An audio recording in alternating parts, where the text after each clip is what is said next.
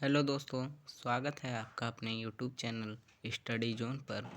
मैं अनिरुद्ध वाजपेयी आज आपके लिए यूपी बोर्ड क्लास 9 संस्कृत के पाठ 4 भारत देश का हिंदी एवं संस्कृत अनुवाद लेकर आया हूँ।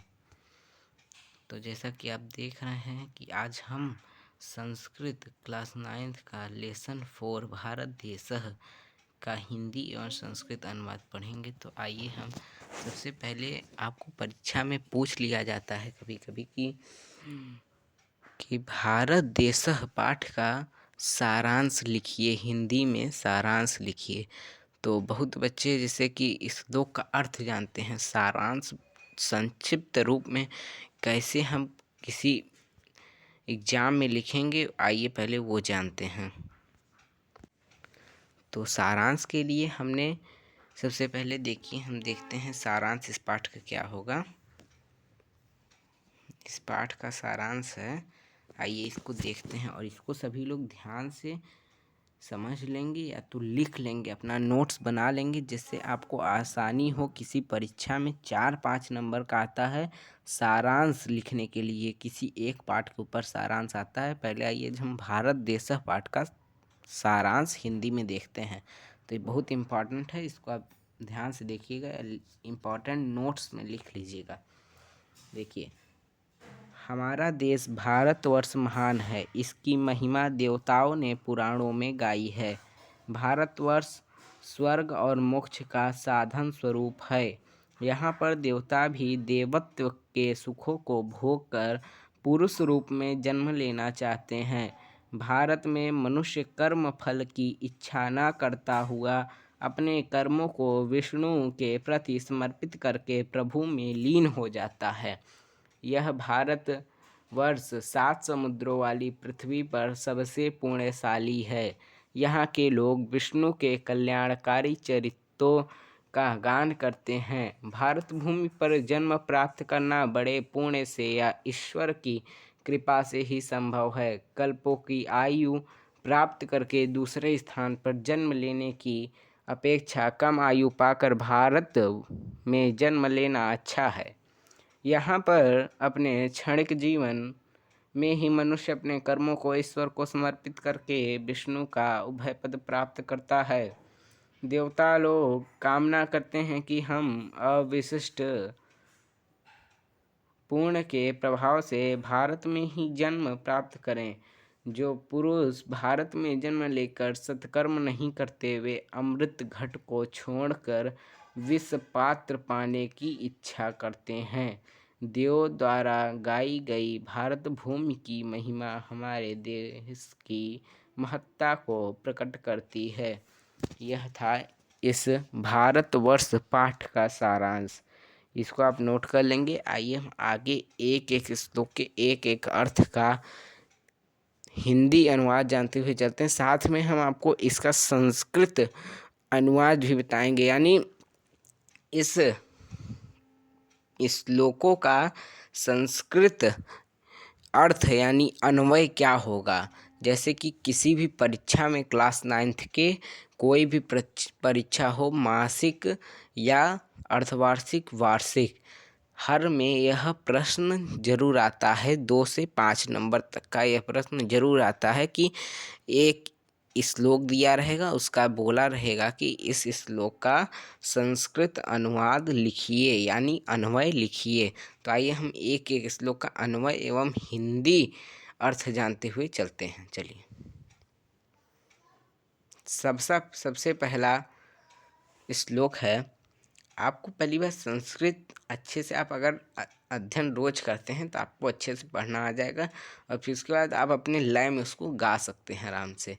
तो देखिए, पहला श्लोक देखते हैं। गायन्ति देवा किल गीतकानि धन्यास्तु वे भारत भूमि भागे स्वर्गापवर्गास्पदहेतुभूते भवन्ति भूया पुरुषासुरत्वात्। यानी इसका पहले हम अन्वय देखेंगे, यानी संस्कृत अर्थ। इसको नोट कर लेंगे, आप ध्यान से सुनिएगा और इसको नोट कर लीजिएगा। एक एक श्लोक का संस्कृत अर्थ आप अच्छे से नोट कर लीजिएगा। देखिए इसका होगा, देवाः किल गीतकानि, देवाः किल गीतकानि गायन्ति स्वर्गा पवर्गा स्पद हेतु भूते भारत भूमि भागे ये सुरत्वाद् भूयः पुरुषाः भवन्ति ते तु धन्याः। एक बार मैं फिर से बोल रहा हूँ, इसको ध्यान से आप लिख लेंगे। देवाः किल गीतकानि गायन्ति स्वर्गा पवर्गा स्पद हेतु भूते भारत भूमि भागे ये सुरत्वात् भूयः पुरुषा भवन्ति ते तु धन्याः।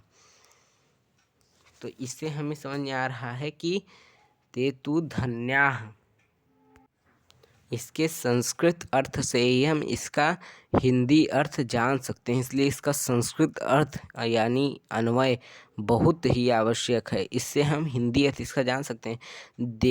देवाः किल गीत कानी गायन्ति, यानी देवता भी अवश्य ही गीत गाते हैं। स्वर्गा पवर्गा स्पद हेतु भूते भारत भूमि भागे ये सुरत्वात्, यानी कि जो स्वर्ग और मोक्ष प्राप्ति के साधन स्वरूप भारत की धरती पर ये सुरत्वात् भूयः पुरुषा भवन्ति ते तु धन्याः, यानी भारत की धरती पर जन्म लेकर देवता से पुनः मनुष्य बन जाते हैं, वे धन्य हैं। ते तु धन्याः, वे धन्य हैं। यानी हम किसी भी श्लोक का संस्कृत अर्थ जानते हैं तो हम उसका हिंदी अर्थ एकदम आराम से लिख सकते हैं। तो एक बार मैं फिर से हिंदी अर्थ बोलता हूँ, देखेंगे आप लोग। देवता भी अवश्य ही गीत गाते हैं कि जो स्वर्ग और मोक्ष प्राप्ति के साधन स्वरूप भारत की धरती पर जन्म लेकर देवता से पुनः मनुष्य बन जाते हैं, वे धन्य हैं। आइए दूसरा श्लोक देखते हैं। दूसरा श्लोक क्या है? कर्माण्य संकल्पित तत्फलानि संन्यंस विष्णो परमात्मभूते अवाप्यतां कर्म महीमनन्ते तस्मिल्लयं ते तमला प्रयान्ति। तो इसका हम पहले इस श्लोक का संस्कृत अर्थ देखेंगे। इसका संस्कृत अर्थ क्या होगा, लिखिए।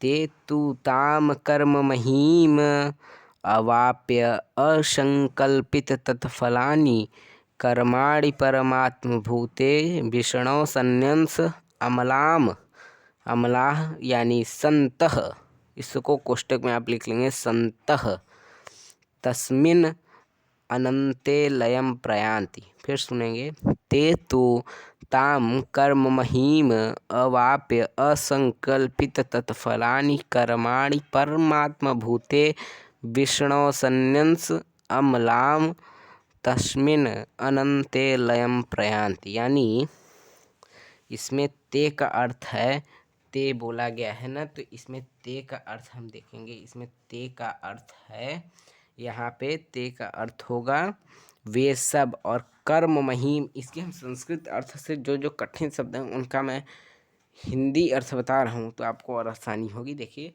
कर्म महीम, क्या यहाँ बोला गया है? कर्म महीम, कर्म महीम।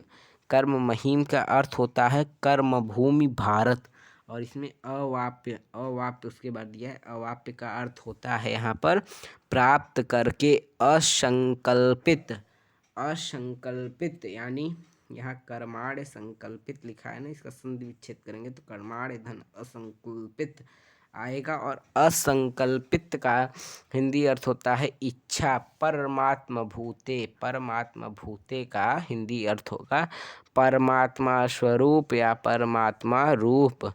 संन्यंस, संन्यंस यानी समर्पित, संन्यंस यानी समर्पित। और उसके बाद अमलाम, अमलाम, अमलाम का अर्थ होगा, अमलाम का अर्थ होता है पाप रहित। अनंते, अनंते का अर्थ होता है, अनंते का अर्थ हम देखेंगे परमात्मा में, परमात्मा में। अनंते का अर्थ हो जाएगा यहाँ पे परमात्मा में। तो हम देखेंगे इसका हिंदी अर्थ क्या होगा।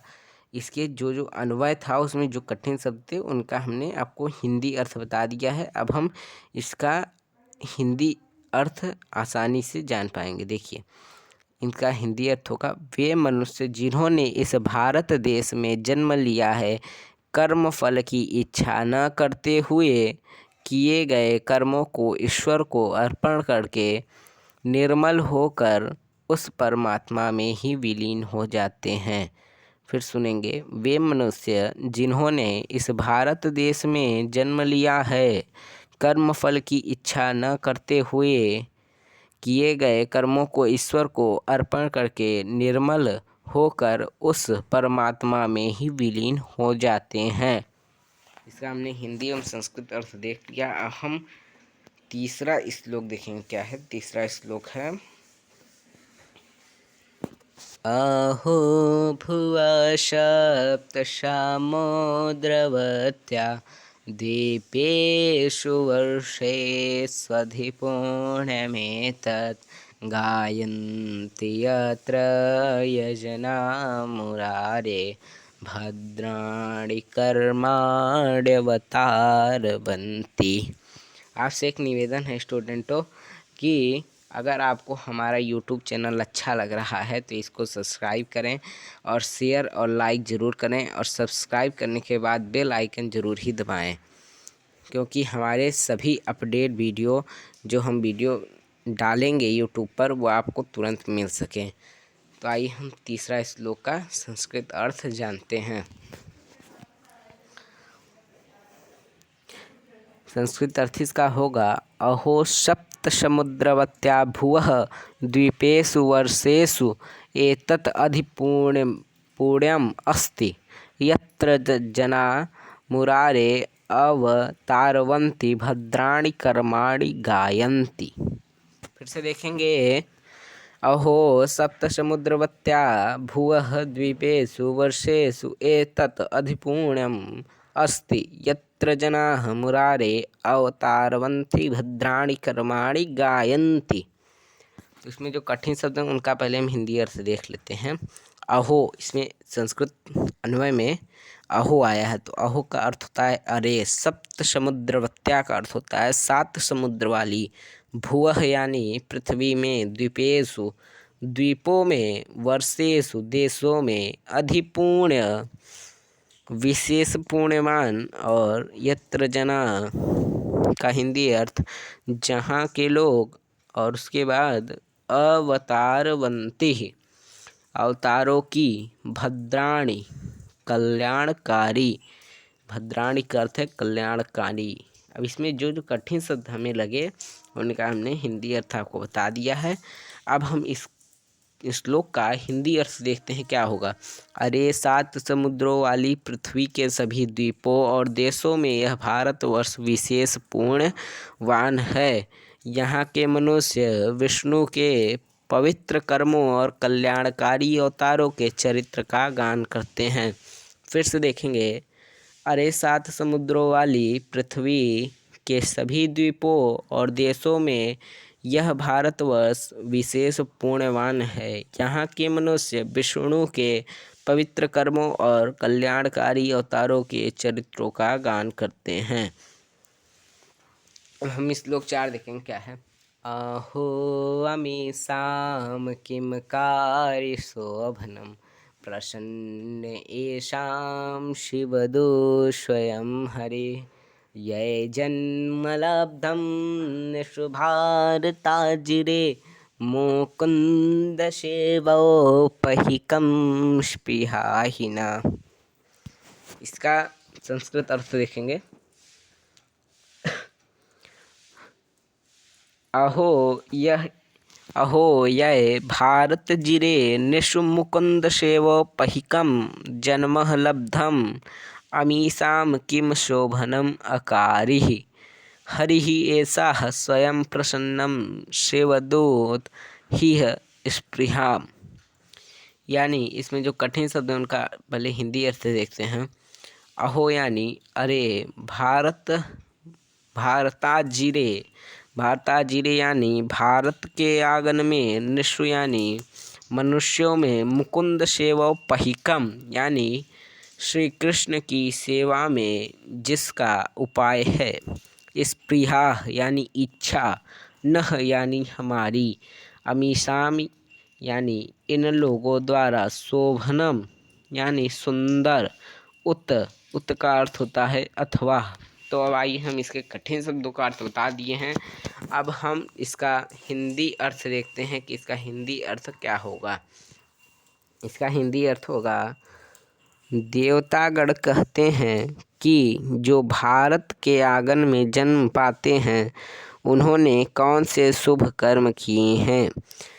देवतागण कहते हैं कि जो भारत के आंगन में जन्म लिए पाए हैं उन्होंने कौन से ऐसे शुभ कर्म किए हैं कि वे भारत के आंगन में जन्म पाए हैं। वह तो श्री कृष्ण की सेवा करने पर ही मिलता है। हमारी भी यही इच्छा है कि हमें भारत में जन्म मिले। यानी यहाँ सभी देवता कह रहे हैं कि जो भारत के आंगन यानी जो भारत में जन्म लिए हैं उन्होंने ऐसा कौन सा पुण्य कर्म किया है कि वे भारत में जन्म पाए हैं। यानी इसका मतलब ये हुआ, भारत में जन्म पाना एक विष्णु की सेवा करने पर ही मिलता है। भारत में जन्म विष्णु की सेवा में ही मिलता है। और देवता भी यहाँ इस भारतवर्ष में जन्म के लिए कितने व्याकुल हैं, यह तो हम इस श्लोक के माध्यम से देख रहे हैं कि देवतागण भी कहते हैं कि हमारी भी यही इच्छा है कि हमें भारतवर्ष में जन्म मिले। तो आइए श्लोक 4 देखते हैं। श्लोक 5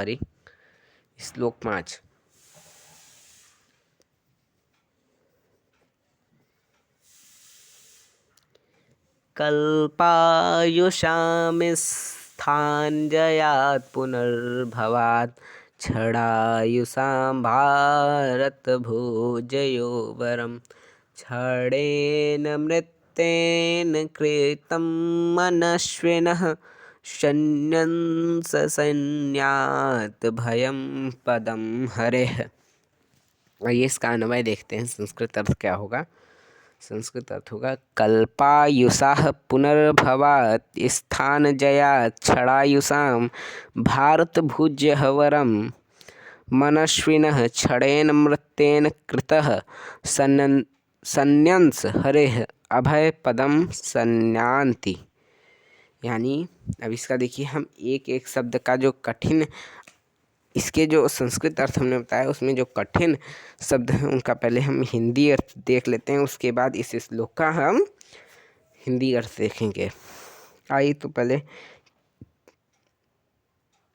कल्पायुषाम, एक कल्प की उम्र वाले। कल्पायुषाम यानी एक कल्प की उम्र वाले।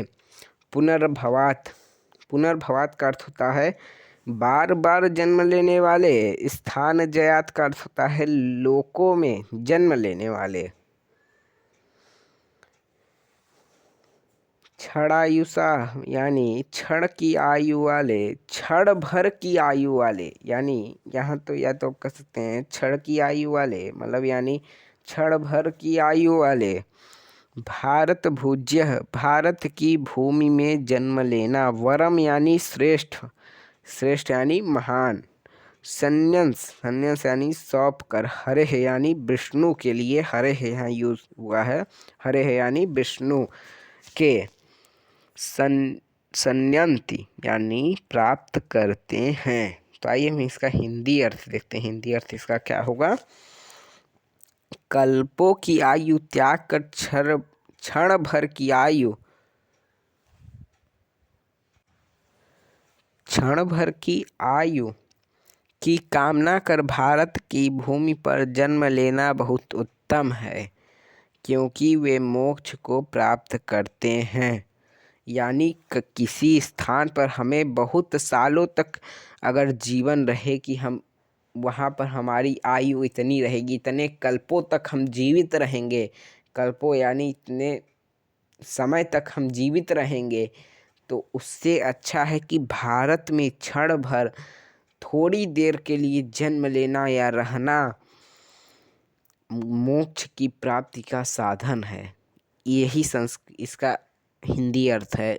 छोटा सा अगर आप इसको अपने मस्तिष्क में बैठा लीजिए कि आप जो किताब में दिया है उससे मत याद कीजिए, आप अपने भाषा में याद करेंगे तो आपको याद हो जाएगा। जैसे कि यहाँ पर किताबों में दिया रहता है कि कल्पों की आयु को त्याग कर क्षण भर की आयु की कामना कर भारत की भूमि पर जन्म लेना बहुत उत्तम है, क्योंकि वे मोक्ष को प्राप्त करते हैं।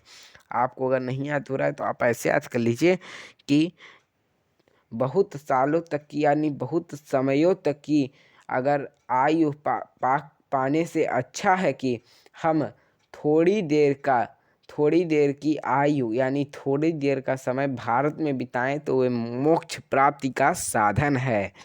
आइए तो हम छठा श्लोक देखते हैं। छठा श्लोक क्या होगा? यद्यस्ति न स्वर्गसुखावशेषितं श्रेष्ठस्य सूक्तस्य कृतस्य शोभनं तेनाजनाभिः स्मृतिमञ्जनं न स्यात् वर्षे हरेद्यभजितां शतनोऽपि। इसका संस्कृत अर्थ क्या होगा? यदि न स्वविशिष्ट सूक्तस्य कृतस्य तु स्वर्ग सुखावशेषितं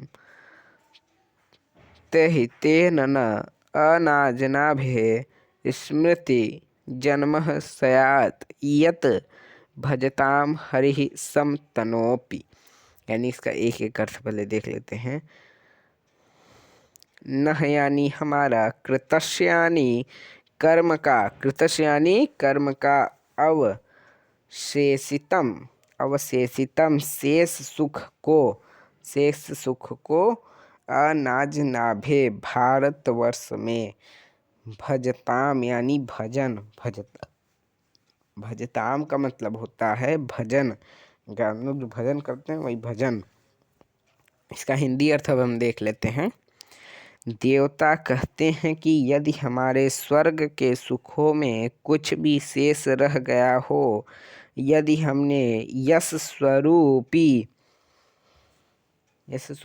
पूर्ण किया हो, यदि भगवान अपना भजन करने वालों को प्रसन्न करते हो, तो तेजस्वी पुरुषों की आभा से युक्त भारत देश में हमारा जन्म हो, हमें इसकी याद रहे।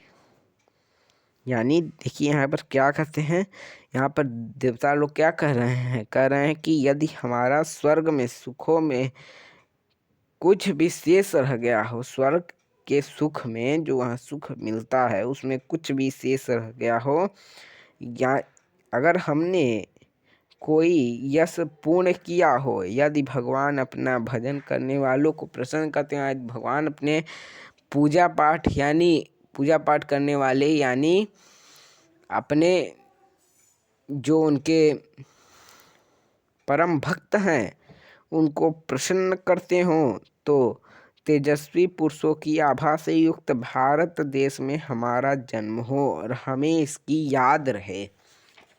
आइए छठवां प्रश्न देखते हैं।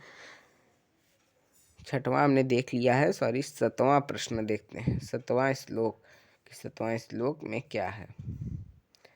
सच्चितं सुमहत्पुण्यम् अक्षयममलं शुभं कदा वयं न लुपश्यामो जन्म भारतभूतले। सच्चितं सुमहत्पुण्यम् अक्षयममलं शुभं कदा वयं न लुपश्यामो जन्म भारतभूतले। इसका संस्कृत अर्थ अनुमय देखेंगे। अक्षयमलं शुभम सुमहत्तं पुण्यं सच्चितं वयं कदा न भारतभूतले जन्म लपश्यताम। यानी इसका हम सीधा आप देखेंगे, शब्दार्थ इसका देख लेते हैं एक बार कि शब्दार्थ क्या होगा। इसका शब्दार्थ होगा अमलम यानी पवित्र होता है, शुभ यानी कल्याणकारी, सुमंतः यानी महान, सच्चितः यानी संचय कर लेना, लपश्याम यानी प्राप्त करेंगे। तो यहाँ अर्थ इसका देखते हैं इस श्लोक का। देवता कहते हैं कि हमें अत्यंत महान देवता कहते हैं कि हमने अत्यंत महान कभी समाप्त न होने वाला पवित्र पूर्ण का संचय कर लिया है, किंतु हमें भारत पर जन्म कब मिलेगा। यानी यहाँ पर देखिए, इस श्लोक के माध्यम से हमें देवताओं की व्याकुलता स्पष्ट दिखाई दे रही है कि वो कहते हैं देवता कि हमने इतना पूर्ण इतना सत्कर्म किया है कि हमारे पास पुण्य का संचय बहुत है। ऐसा संचय है कि वह कभी समाप्त नहीं होने वाला, किंतु हमें भारत पर जन्म कब मिलेगा। वो व्याकुल है कि हम इतना पुण्य किए हैं, लेकिन हमें भारत पर जन्म क्यों नहीं मिला और भारत पर जन्म कब मिलेगा। आइए हम देखते हैं 8वां श्लोक। संप्राप्य भारते जन्म सत्कर्मसु परामुखां पीयूषकलशं च हित्वा वेशभाण्डं स इच्छति। संप्राप्य भारते जन्म सत्कर्मेषु परामुखां पीयूषकलशं च हित्वा विषभाण्डं स इच्छति। सबसे लास्ट में हमने जो लाइन पढ़ी थी पाठ के सारांश में, देखिए उसका अर्थ। इसका पहले संस्कृत अर्थ देख लेते हैं। भारते जन्म संप्राप्य, भारते जन्म संप्राप्य सत्कर्मसु परामुखां सह पीयूष कलशं हित्वा विषभाण्डा इच्छति। इसका शब्दार्थ देखेंगे। भारते यानी भारत में, संप्राप्य यानी प्राप्त करके, संप्राप्य यानी प्राप्त करके, सत्कर्मसु यानी अच्छे कर्मों से, परामुखा यानी विपरीत हुआ, पीयूष कलशम यानी अमृत का घड़ा। पीयूष कलशम यानी यहाँ का अर्थ है, यहाँ अर्थ है अमृत से भरा हुआ एक घड़ा। हित्वा यानी छोड़ करके, विषभाण्डम यानी जहर के घड़े। तो हम इसका अर्थ देखेंगे। भारतवर्ष में जन्म लेकर जो शुभ कर्मों से विमुख रहता है, यानी भारत में जन्म लेने के बाद जो व्यक्ति अच्छे काम नहीं करता है, अच्छे काम से दूर रहता है, उसका वही हाल रहता है कि अमृत के घड़े को प्राप्त करके विष के घड़े की इच्छा करता है। यानी भारत में आकर के अमृत के घड़े को प्राप्त कर भी वह सोचता है कि मैं विष के घड़े को प्राप्त करूं, यानी भारत में जन्म न लूं। यहाँ अर्थ देखिए, मतलब पाठ के सारांश में हमने आखिरी में आपको बताया है कि अगर आप भारत में जन्म लेते हैं, अगर आपका बहुत ही शुभ कर्म होगा, विष्णु भगवान की सेवा करने पर ही भारत में जन्म मिलता है, ये हमने पहले ही जान लिया है। तो अगर आपका बहुत ही शुभ कर्म आप किए होंगे, बहुत ही अच्छे कर्म आपके होंगे, भगवान की सेवा करते होंगे विष्णु भगवान की, तभी आपका जन्म भारतवर्ष में हुआ है। और भारतवर्ष में जन्म होने पर भी आप अगर अच्छे कर्म नहीं करते हैं, भारतवर्ष में आने पर यानी भारत में जन्म लेने के बाद अगर यदि आप अच्छे कर्म नहीं करते हैं, तो ये फिर वही बात होगी कि आप अमृत के घड़े को पाए हैं और विष के घड़े की इच्छा कर रहे हैं कि मैं विष के घड़े को पाता। इसीलिए यह पाठ बहुत ही अच्छा था और बहुत ही हमारे भारतवर्ष के बारे में इसमें हमें बहुत ही जानकारियाँ मिली। तो अगर आपको चैनल अच्छा लगा तो कृपया लाइक करें, और कोई अगर आपको त्रुटि लगती है या तो वीडियो में कोई कमी लगती है तो हमें कमेंट के माध्यम से बताएं कि इसमें क्या कमी थी, तो हम अगली वीडियो में सुधारने का प्रयास करेंगे। और आप इस यूट्यूब चैनल को सब्सक्राइब ज़रूर कर दीजिएगा, क्योंकि अब इस पर 10th और 9th के संस्कृत सभी विषयों के लेसन पढ़ाए जाएंगे। सभी विषय गणित, हिंदी, मैथ सभी के इस पे वीडियो चलेंगे। तो आप कृपया इसको सब्सक्राइब कर दीजिएगा, जिससे आपको हर वीडियो का अपडेट तुरंत मिलता रहे। और सब्सक्राइब करने के बाद बेल आइकन दबा करके ऑल का ऑप्शन ज़रूर सेलेक्ट करिएगा। धन्यवाद। आपका दिन शुभ हो।